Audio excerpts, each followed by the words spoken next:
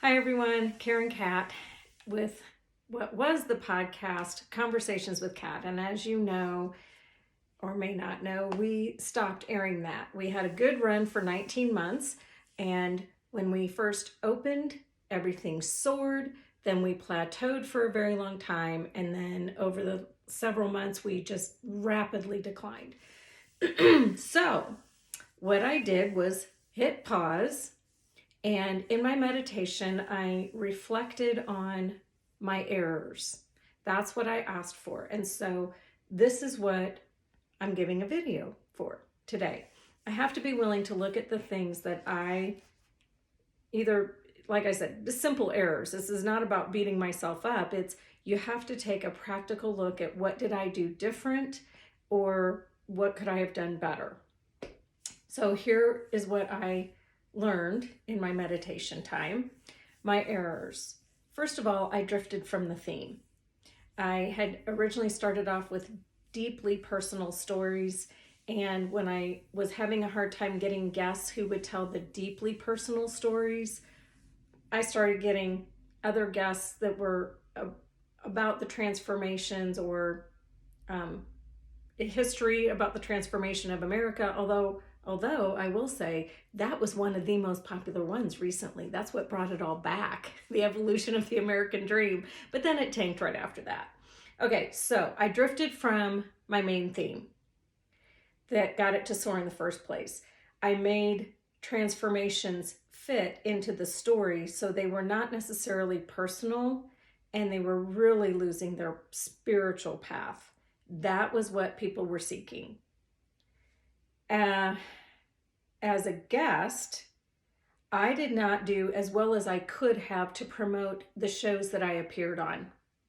And so from that angle, I wasn't upset when people didn't promote mine so much. I promoted to the wrong audience, not in places where my audience is. I do know my audience is not hanging out on social media. They are on YouTube. So guess what? I can do YouTube. I need to explain just one little thing here. What some people don't realize is I was paying an editor and a producer I could write the blog and I could create the podcast audio, but I didn't know how to edit. And I didn't know how to get things on the website and a whole bunch of other technical things. I tried, I did all that I could, but there were some things that just weren't, what do they say, in my wheelhouse. It frustrated me so much more than to just pay someone else. But that was part of the issue, is I had an awful lot of money going out and not enough money coming in to pay, but I was paying more than $1,000 a month for the podcast, and I had no paid subscribers. And then I was not giving money to my nonprofit, which is the Ellis Fund for Cancer Kids. So just like my other business, when I quit, when it wasn't bringing in enough money to support the Ellis Fund, this one, because we were putting money into the podcast, I was not giving any money to the Ellis Fund. So, that is why we quit doing that. YouTube, I can do. So I'm doing that. Okay. It's free. I can do it. It won't cost me money. The other thing I did wrong, my blog got too long. I started writing novels or basic transcriptions of every word everybody said because it was so important to me. And I needed to be more like a journalist and get it to just a couple pages. So my blog got too long. And I started to get into facts, not spirituality, but I also got into a few of my own opinions, which is inevitable. Even if you're giving a spiritual message, your opinion still comes out. There's just no way not to. But I was focused more on what I wanted to share rather than when I started, it was what I truly believed was God's message that God wanted through me to get out to other people. And I wasn't doing that anymore.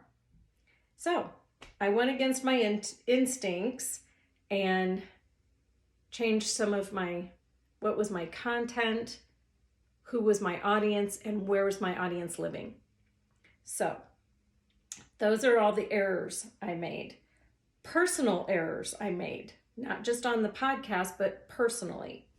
I got focused on the income because I was so worried about giving, for a good reason, I needed to be doing this job to support the Ellis Fund.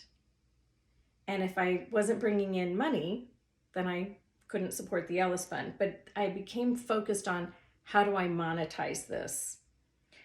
I was meditating less frequently, so many times per week. I was getting less exercise. I started comparing to, well, those people, their podcast took off and I realized everyone whose podcast was soaring was selling something. And it wasn't my audience. I was comparing apples to oranges, not my audience. And I opened a past door that I thought I was neutral about in my personal life. And I kind of see that's a distraction to get you to focus on something else rather than God's message or what I should be doing for the podcast and the group programs. Here are some things I did right. Personal transformation. Because even though I opened a past door, it was for a very short period of time, and I recognized I'm repeating a pattern. And instead of continuing to repeat it for several more years, I'm going to stop it now and do different. So there's a personal transformation.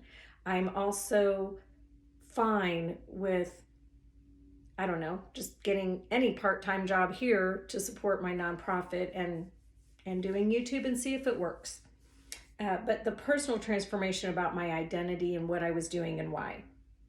Discovering my true beliefs and following through on them. And what I might start doing, again, what my original dream was, retreats in small groups, not online. So we will get back to all of those things. We will keep it about personal transformations, about discovering beliefs, and retreats or small groups. I hope what this helps with you is that you can take a time in meditation to listen to guidance of constructive criticism. What do I need to do different? Not negative self-talk or berating. Just if it was going up, what were we doing right? When it's going down, what were we doing different that is causing that? And how do we get back on track? So I hope this helps you if you're going through a phase. And hopefully I'll have another one for you next week.